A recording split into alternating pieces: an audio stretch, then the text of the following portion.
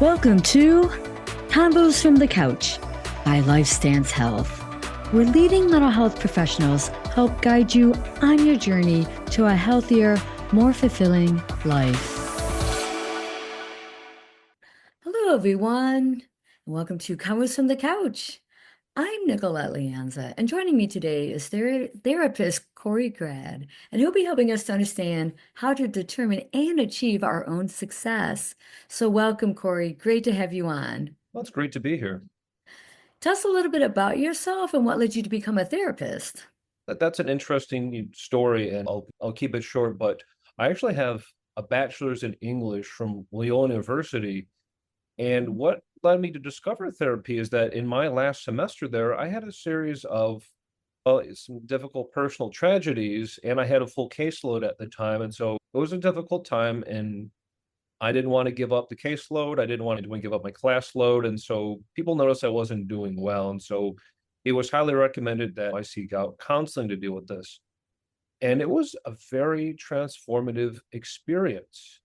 It was really, I discovered parts of myself I didn't really know. I got to view my life in a way much broader and a much more exploratory sense of my life than I've had before. And it was around that time that I was started to fall out of love with English because I was studying literature in English, and I really liked pieces of literature that captured the human experience, being able to step inside someone's mind, their experience, getting to really know almost like their soul. And toward Mhm. the tail end of my academic career, it was very dry and it was moving that element. And when I had that process happen within myself in therapy, I thought, okay, now I think I've found what I've wanted to do with my life. So it was promptly after I graduated from Loyola, I signed up for the MSW Masters in Social Work Clinical Concentration Program at Aurora University. And since then, I've had a variety of clinical experiences from working in foster care therapy to being a team leader in community mental health settings, leading youth groups. And that's how I got here today as a therapist. Wow, that's a really interesting story. And it definitely sounds like you found your own success and defined it yourself as well. Good for you. So as we jump into our questions to help as for you to help us define our own success, what does that mean to define success? And why is it important to do? Why it's important to define own, I'm going to answer the question reverse. Why it's important to define success is that it's my belief that every human has a desire to be successful. Okay, what does it mean to be successful? I would categorize success as a couple things. The first is feeling like you can meaningfully and positively interact with your life. I want to construct a change. I feel like I can do that. I want to study and pass the bar exam. I'm not certain if I do it, but feel like maybe I can. And also having a sense that maybe life is moving in the right direction. I can achieve things and things are heading in that kind of direction. And that's really important because looking at the clinical aspect of that, if those things are absent, there's a lot of psychological complications that happen. That if you feel like I cannot interact with my life in a meaningful way, I have the anti-Midas touch, whatever I touch will turn positively putrid. Things like depression come up Mm. that this is the best I can do and it's mediocrity and this is just my existence. Or anxiety. I'm around other people. They can see my deficits. They can see my flaws. They see everything that I am not, and I don't want to be discovered. Or anger and resentment. I see other people's joy and success, and it makes me rageful. They highlight everything that I cannot be and will never be. Those make it difficult to have a meaningful and enjoyable life. And going back to what is if so success is important. There's a psychological need, and if that need is blocked, bad things happen psychologically. What does it mean to be successful? I usually start off as what does the person mean by being successful? Because we have that desire, but if the terms aren't clearly there, we will think we're going down the right path. But when we get to our endpoint, we'll feel confused and a bit lost. That I notice a couple things happen when success isn't clearly defined. The first thing is that achievements happen in a vacuum, that there's no sense of continuity, there's no sense of accomplishment. You just have to keep working. You got to the top of the mountain, but there's another peak. You got to keep climbing. And people who express that in sessions have this sense of weariness of, I want to stop. I wish I could stop, but I'm afraid of what happens if I stop, that there's no getting off the treadmill. The other thing that happens is someone or something will give someone a checklist of this is what a successful person is. The most common one, the American, quote unquote, the American dream: house, kids, spouse, good paying job. And like those, I don't demonize those things, but do they have any emotional resonance in the person? Because if there isn't that, if it's this external thing you must keep pursuing, I usually draw the distinction, intrinsic and extrinsic goals. Is intrinsic is, imagine you're on a rowboat, you see something glisten on the horizon. I want to see what that is. I want to row towards that. My arms are going to hurt. I'm going to feel tired. I'm not sure what's going to be there, but I want to go towards that. It excites me. Versus extrinsic is, there's a shark in the water, and if I don't keep pedaling, it's going to come for me. And boy, I just can't wait till the shark is gone. And so a lot of those external factors become, boy, I just wish I could stop. Did I achieve it? Did I do good? Without it really asking, did it mean anything to you? And you can have people in situations like in academics. Did you know that GPAs can go past 4? They can go to 5 and even the 6s. And people expressing this feeling of, I'm not doing enough. I could be working harder. And you hear there's no sense of, what do I want? There's the thing you have to keep interacting with. People get promoted at jobs because that's what you do. And then they express, I liked my old position better. Very true. I think that happens a lot, quite a bit. And I love the idea of what is it that you want? That's great, great key questions there, Corey. So, what steps can someone take to discover their personal definition of success? Obviously, one, maybe asking yourself, what do you want? But are there others? Also, it's always an interesting process because it's a multi-layered process where I ask, okay, so what does success mean to you? And sometimes when I ask people, they'll be a bit baffled, like, I never thought of it before. Someone gave me a checklist, that's what I'm supposed to do.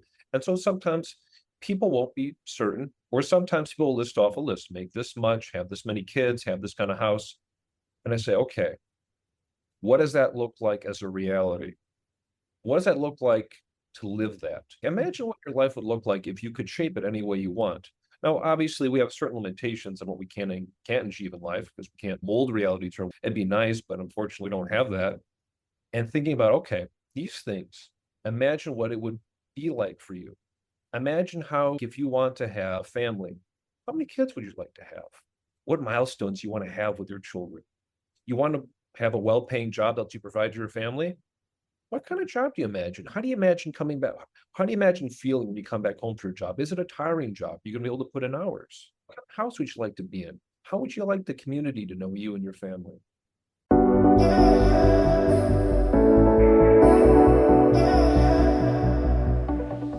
These So, all things, those, yeah, so many questions, just is building that insight and answering those questions for yourself. because looking at it as being successful isn't just checking off lists. There are times you have to do that in aspects of life, but in terms of, I want to have my life be a certain way. I can cultivate and shape my own life to a certain degree. And if I'm not really working towards that, is that really do I need this promotion? If I want to get into a good college, do I need to stay up all night and get a 5.6 GPA? Is that really going to make me happy? Is it going to lead to this life? Or do I feel like I have to keep moving because being idle is scary because I don't have a real target for success? Or do I feel fearful because I have to live up to the goals other people have given me because I don't know what it means to be successful for myself? So, what are some common barriers that prevent people from pursuing their vision of success, and how might they overcome these obstacles? And this is where it gets interesting because in treatment, it isn't just Tony Robbins seminars, like imagine living life on your terms. Something has blocked that person from accessing that part of themselves. Something in themselves or around them is acting as kind of barriers. And so what blocks people? A few things like friends, family, society, social media, their job, the culture values they grew up with. And that gets tricky because with friends, they may be of a certain mindset, maybe a certain kind of subculture in your friend group of, oh, we all work in finance. And you don't want to work in finance? Do not want to make money? That's what they've identified with. They've identified their success. But if I don't have a clear definition of what my success is, I'll absorb it through osmosis. Or same thing happens with family. This comes up a lot with family where like parents tend to have anxiety, bro, will my child make it? I.e., will my child be financially independent? And you know what you should do? You should work as an electrician or work in a trade. Does your child want to work in a trade? Do they Right. Electrician? I don't know. I don't want my parents to disapprove of me. Social Right. media offers a rather curated version of someone's life. And there's a lot of sales funnels in social media that talk about instant success, achieving great results, but are they results you want, or are they being marketed to you because something you should have? Right. That's the key. And so when we work towards that is starting to explore what kind of life do you want, and are the factors around you receptive to it? And if they're not, can you interact with them? Can you discuss this with them? Should they have a part of your life? If your friends aren't supportive, do you want to reevaluate that friendship? Not that I'm advocating wholesale destruction of friendships and relationships, but really asking, I don't think this person has really supportive my life. I don't think when they're telling me what to do, they have their interests in mind and their values, but not mine. Key question there. Key thing to ponder. Definitely. Can you give us some examples of how you worked with individuals in defining and achieving their own success? Sure, to keep it vague because confidentiality. When someone tells me they didn't get an A on a test and they felt relieved. Oh, like I'm still passing all my classes. I'm still going to be on track to be valedictorian, but I've achieved what I've wanted, and that's okay. I got the B. That's all right. I'm able to receive what I've actually done. I'm able to assign my own values and what I want from this instead of you must always get an A. Or when someone ponders, when someone works a very stressful corporate job and asks them, what do you mean by success? And they're like, I don't know. What is success worth it to you? Is it worth not being with your family? Is it worth your stress? Is it snapping at your spouse because you're so stressed out? And this idea of like, oh, what I thought was success is actually something else. I'm getting to the thing I was told to get, but it doesn't make me happy. And getting this thing of, maybe I don't have to work as much, or maybe my definition of success can span out into family things, relationship things. Again, it's really bringing it back to yourself and really what you're wanting. And I think that's so key because we don't always step back. I think a lot your sharing is about turning inside and really asking yourself. And I think that's so key. Any other insights you'd like to share? When viewing life, I feel that not just young people, but a lot of young people feel like, boom, as soon as you turn 18, time to figure out your life, figure out your career, let's get going, time to have your 5-year plan ready. It Mhm. isn't, I don't feel very fair. I No, mean, I agree. Yeah. towards that, but to view life as an experimentation that you're playing, that you can come up with what you want for your life at age 20, and it's fine to revise it at times. The you at 20 may want something at 30, and always have the idea of, I can shape and cultivate a life that I would like to have, and I'm working towards it. When I start to surrender the pen over to someone else, they may draw a very different picture, and that might not be a picture where I don't really get to exist as me in it. Yeah, I agree. My gosh, Corey, thank you so much. Thank you for helping us to understand and how to determine and achieve our own success. And I think this is the time of year that many are preparing for graduations and then they're stepping out and looking at their future. And I know a lot of our listeners will take some of your insights and hopefully apply them to their life. So thank you again. Thank you for having me. I'd also like to thank the team behind the podcast, Jason Clayton and Juliana Whitten. Thank you for listening to Converse from the Couch. Take care, everyone.